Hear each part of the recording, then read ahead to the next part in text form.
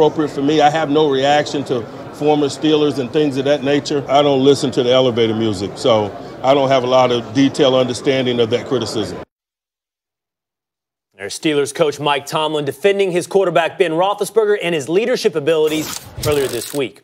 So, Stephen A., do you think Coach Tomlin here is giving Ben Roethlisberger a pass, letting him off the hook? Yes. I understand why. The man threw for 5,000 yards. He threw 34 touchdowns in the season. Even though they didn't make the playoffs for the first time in 5 years, they were still 9-6-1. It wasn't like they were 4-12 or something like that. And I think that it's also an indictment against what they feel in terms of Antonio Brown, Le'Veon Bell, some of the things that they have said, and they didn't appear to be the ideal teammates.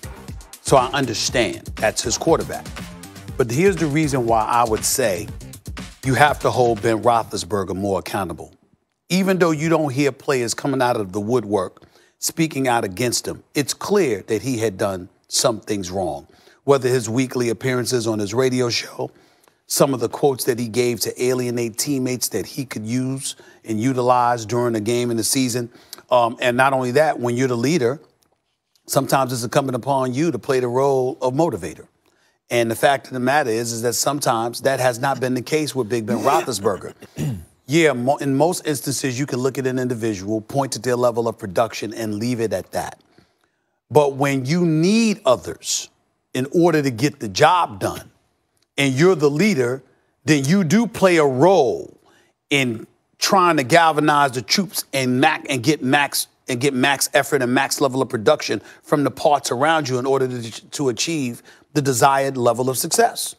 That is not what happened with Pittsburgh last year. We're looking at Pittsburgh as a roster, even with the absence of Le'Veon Bell. And there is no question they should have been in the playoffs. There is no question that they underachieved. There is no question that this functionality was sifting through that franchise. Obviously, you're going to look at the head coach, and Mike Tomlin's the first to tell you the buck obviously stops with him. Well, it does start somewhere, and that ain't always with the coach. Sometimes it's with the leader, that umbilical cord to the coach that's out there performing for you. And when you're the quarterback, clearly living by different rules, clearly held in an elevated position, and you know it, you can't be completely absolved from the problems that exist within the franchise. Ben Roethlisberger is not totally to blame. He's not the only one to blame. It's not all his fault. But it seems like Coach and Kevin Colbert have gone about the business of putting forth a strenuous effort, dare I say, to sort of quell any noise about Ben Roethlisberger being a problem. He could actually be both, Max, that you would say. He could be great for the team, a quarterback you're honored to have throwing the football for you, but also could have been a contributor to some of the problems that existed. And I'm saying you can't ignore that. Mike Tomlin's not giving Ben Roethlisberger a pass. Mike Tomlin is being the head coach the way he knows how to be a head coach. He's closing ranks. He will not discuss players on other teams. It's not his business. Why should he be concerned with them? Unless they're about to play them, and he's got to prepare for them. If they have to play against Antonio Brown, he'll prepare for Antonio Brown. Meantime, he's focused on his team, and he's rolling with his quarterback. That's what happens in these times. You close ranks and believe in the guys you have there and believe that you can put them in the best position to get the most out of their ability, that the team functions optimally, and you can win the whole thing. Or at least that's getting ahead, I'm sure, for Tomlin. Win the next game. So, of course, Tomlin says he believes in a quarterback with whom, by the way, he has won a Super Bowl, right? Of course he believes in that guy. He's seen it before.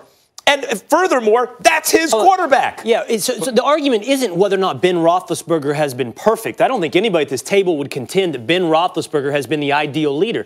But the question is, what do you want Tomlin to do? You want him to publicly come out against his Super Bowl winning quarterback and acknowledge the criticisms of players who are now on other teams? Well, I think you and Max both have this wrong. I'm not saying, I don't give a damn what Tomlin does. What I'm saying is, based on what he said, I'm reacting to what he said.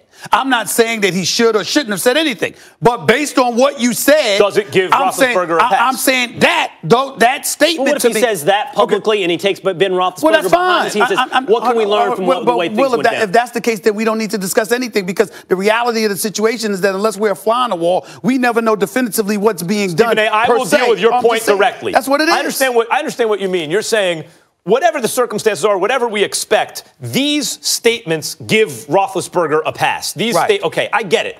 This is what I'm saying about that. We don't know that yet because Roethlisberger gave, obviously not just Antonio Brown, but also Le'Veon Bell from their own statements, the feeling that there was a tier.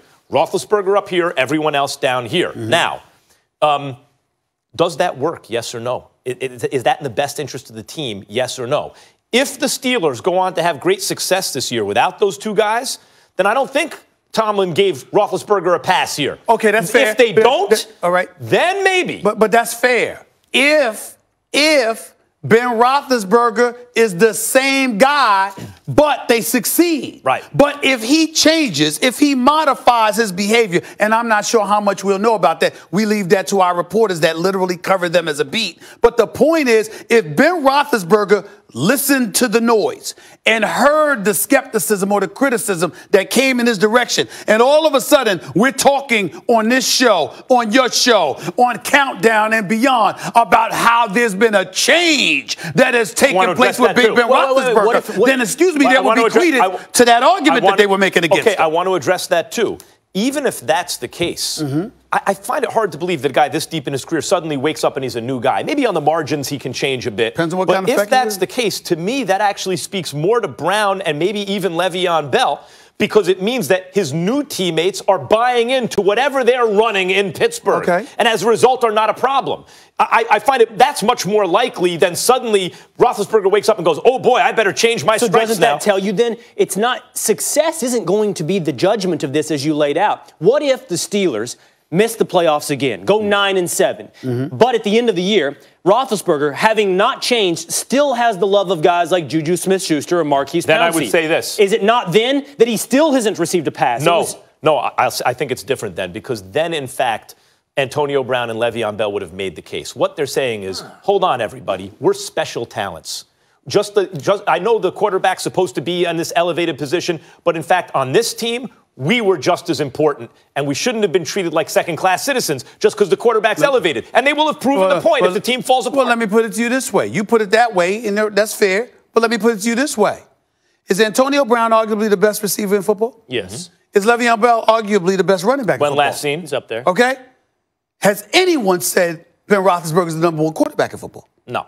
So when you look at it from that perspective, you're talking about two elite dudes, the creme de la creme at their positions in the National Football League, saying, excuse me, we were treated like second-class citizens compared to this guy. This is a guy who is going to go to the Hall of Fame, who has won Super Bowls, who is the leader of the team. Based on the cumulative effects of his career, Stephen A., that's the last not couple the of years. point. That's not the point is, our quarterbacks, should they be treated as like in this kind of like sanctified position, right? That even if they're not as good for their position as a wideout or a running back, nevertheless, it's important for the team to recognize that they're the most important. That's the crux of the argument. Of course, he's not the quarterback that those guys are, running backs and wideouts, but that may not matter. All right, let's leave it here because you got more, Max, and you got something on DeMarcus Cousins. Max isn't a fan of Boogie on the Warriors. He's going to explain why after the break.